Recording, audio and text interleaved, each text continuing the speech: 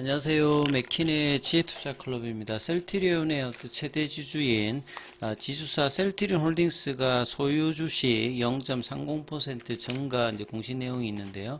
이 부분 한번 살펴봐 드리고, 자, 바이오 업종들이 미국의 관세 부과라든지 약가이나 영향은 적다. 이런 기사 내용도 한번 살펴봐 드립니다. 주가는 전일 대비해서 약보합세인 17만 2,200원의 정규장에서 마감이 되었습니다. 내용 한번 살펴보도록 하겠습니다. 먼저 차트 흐름을 한번 보면요. 어제 같은 경우에는 아시아 증시가 중국이라든지 일본, 홍콩 좀 제외하고 대만, 인도 다 올라갔거든요. 오늘 같은 경우에는 중국이 약세 흐름이고, 일본도 오늘은 좀 조정이었고요. 홍콩도 오늘은 어제에 이어서 오늘도 조정 흐름이죠.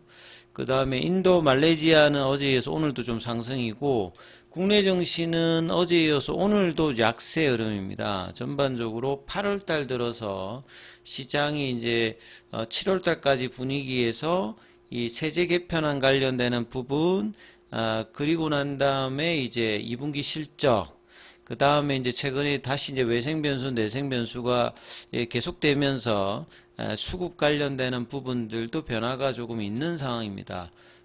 그런 가운데 어제 이어서 오늘도 개인은 코스피 코스닥에서 매수였고요. 외국인들이 어제에서 오늘도 코스피 쪽에서는 매도, 코스닥 쪽에서는 매수고요. 기간은 어제는 코스닥 중심 매수였는데 오늘은 거래소 중심의 매수를 하는 모습이고, 하락 종목 수가 코스피 같은 경우에는 2배 이상, 코스닥에서는 3배 이상 하락 종목 수가 많은, 그래서 지수 차트를 본다라고 하면 코스피가 볼린저 밴드 하단까지 다시 내려가는 모습이, 볼린저 밴드 상단에서 저항 맞고 다시 3150 정도까지 내려오는 모습이었고요. 코스닥 같은 경우에도 볼린저 밴드 하단으로 다시 내려오는 이런 모습을 전반적으로 보여주는 모습이었고요.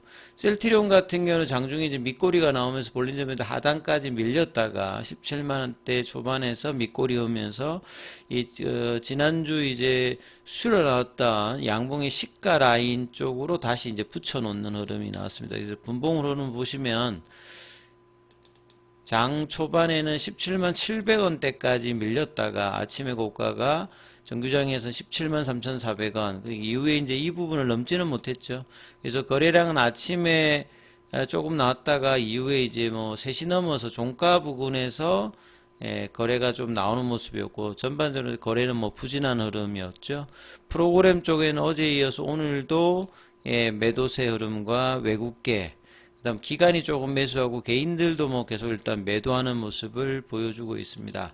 창구 쪽으로 보면 골드만 쪽에서 매도가 가장 많이 나오는 모습이고요. 그 다음에 기존의 공매도인 신한이라든지 한국은 매수 매도가 엇갈리는 모습이었고, 매수 창구에서는 메리츠에서 가장 많은 매수 수급이 좀 들어오는 모습이었습니다.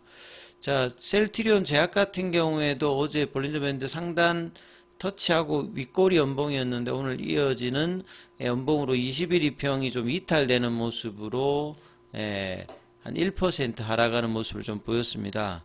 그래서 기사 내용을 조금 한번 살펴보면, 공시 쪽에서 나왔던 부분들이 주식 등의 대량 보유 상환 고소로서 발행회사 같은 경우에는 셀트리온, 그 다음에 보고자가 셀트리온 홀딩스입니다. 셀트리온의 지분을 가장 많이 가지고 있는데, 그래서 직전 보고서에서 보유 비율이 29.9%에서 이번 보고서에서 30.25%로 0.30 정도 주식이 보유 비중이 좀 늘어났습니다. 그래서 그 관련되는 부분을 좀 보게 되면 왜 늘었는지, 이유는 주식담보대출 만기 연장, 그 다음에 주식담보대출 신규 차입이라든지 차입 상한, 그러니까 특별히 현물로 매수를 해서 늘었다기보다는 여기 보고자 특수관계자 주식 매수도 좀 들어가 있습니다만, 대부분은 만기 연장이라든지 이런 쪽의 어떤 이유로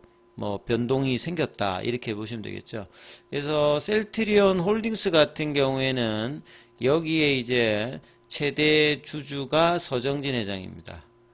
최대 주주의 지분율이 98.1% 14%고 이런 셀트리온 홀딩스가 이제 셀트리온을 지배하는 이런 어떤 이제 지배 구조를 가지고 있죠.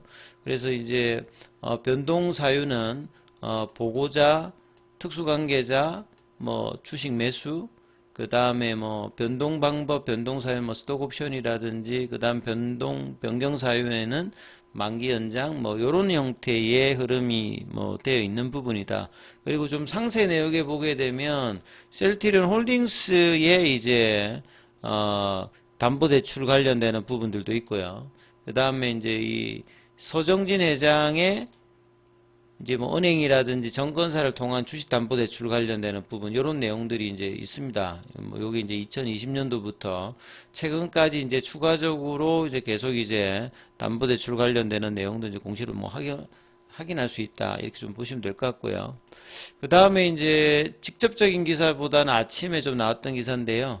최근에 이제 그 관세 관련되는 부분에서 그래서 뭐 셀트리온 같은 경우에는 이제 뭐 단기적으로는 2년치에 미국 내에 이제 뭐 재고 관련되는 부분을 가지고 있기 때문에 관세 부과로 크게 영향을 받지 않고 장기적으로는 이제 현지에 공장 관련되는 부분들, 생산 공장 관련되는 부분 인수를 통해서 이 부분들을 근원적으로 좀 해소를 한다.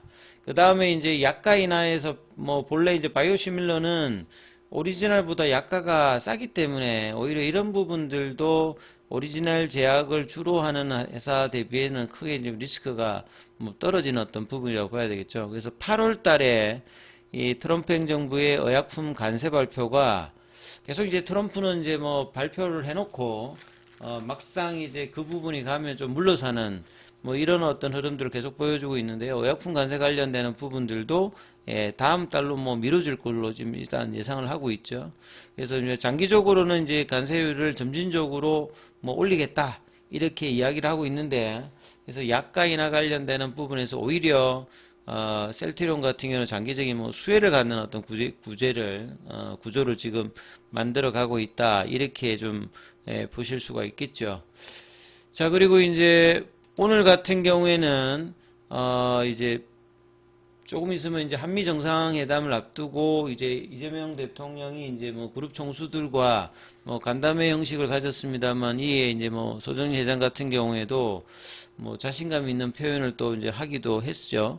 그 다음에 공매도 쪽을 보시게 되면 8월 19일 4만 주 정도의 공매도 거래가 나왔고요. 거래량은 여전히 작은 데 비해서 공매도 비중 자체는 12%니까 뭐 작지 않습니다. 그래서 바닥권 탈출을 위해서 거래량 증가가 되어야 되는데 거래량 증가가 되지 않았을 때는 거래량 대비해서 이 공매도 영향력들이 장중에 뭐 계속 영향을 주는 어떤 모습이고요. 공매도 순보유 잔고 같은 경우에는 8월 14일 기준으로 396만 주대 흐름을 보여주고 있고요. 자, 오늘 대차 거래 관련되는 부분들은 체결보다 상한이 한 3배 정도 이상 많은 모습을 보여주고 있습니다.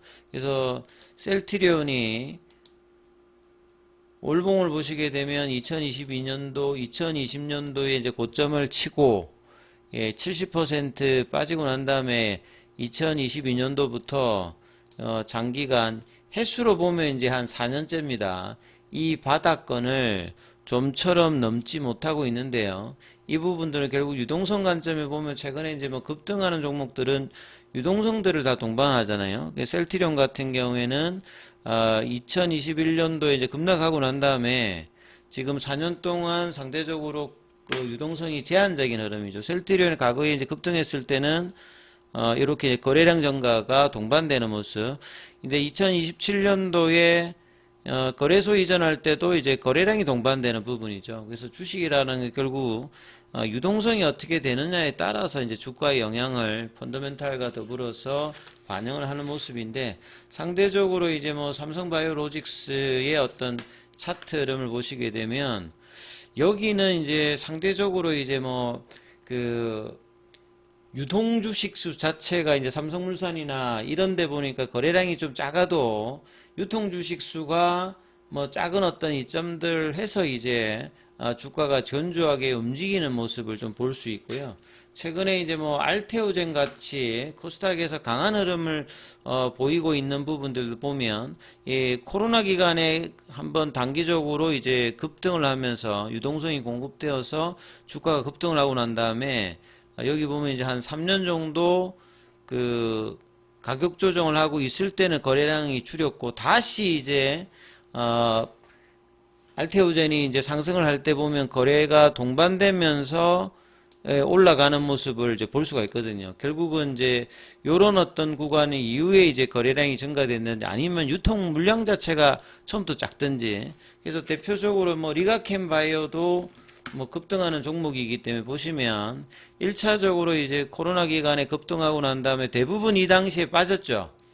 그래서 이제 셀트리온도 이런 흐름을 보여주고 있는데 이 작년도부터 리가켄 같은 경우에는 이제 뭐 4만원대 언더에서 지금 4배 정도 올라오는 구간에 거래량이 증가되어서 지금 이 부분을 유지하는 뭐 이런 유동성 흐름들을 분명히 보실 수가 있습니다. 그래서 다시 이제 셀트리온 차트를 보시게 되면 그러니까 요 2020년도 2017년도의 흐름이 되기 위해서는 요 거래량을 넘어서는 어떤 대량 거래가 나오면서 이제 움직임이 나타나야 되는데 아직까지 이제 그런 흐름들이 박스권 구간에서 나오고 있지 않기 때문에 이제 거래량 증가와 펀더멘탈 개선이 동반되면서 올라가는 모습이 필요하고 그렇기 위해서는 이제 단기적으로는 요 18만 원대를 넘어서 18만 5천 원 위로 올려놓는 구간을 언제쯤 만드느냐가 굉장히 중요하기 때문에 이 부분을 참조하시면서 흐름 챙겨 보셔야 되겠습니다.